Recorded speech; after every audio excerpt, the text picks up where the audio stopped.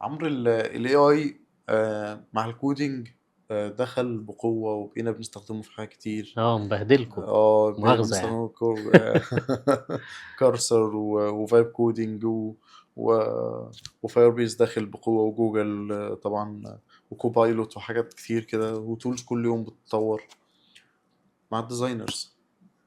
احنا فرحانين بيه جدا. مبسوطين. طبعا. احنا مبسوطين احنا كمان. بيوفر علينا وقت كتير صراحة.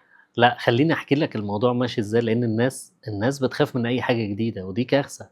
واللي بيخاف من كده هو اللي مش عايز يتطور. جميل. اللي عايز يتطور كل ما بتطلع حاجة جديدة بيستغلها علشان يقدر يكمل بيها الرحلة بتاعته. فالديزاينر ما يخافش من لا، ما يخافش، الدخول وهقول الاي. لك ما يخافش ليه، ماشي. وهقول لك ده بيحصل ازاي. تمام.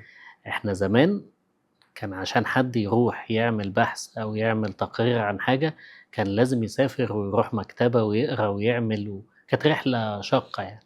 بعد ما ظهر السيرش انجن بقى الموضوع بسيط جدا، وبدأنا نكتشف عقول أحسن بكتير وأساليب أسرع وأسهل بكتير من الأول في كل اندستري تقريبا.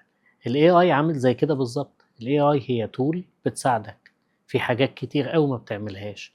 المفروض أنت كديزاينر تدرب نفسك على إن أنت تستخدمها عشان تساعدك، وهي عمرها ما هتحل محلك طول ما أنت بتتطور وعارف الفرق بينك وبينها.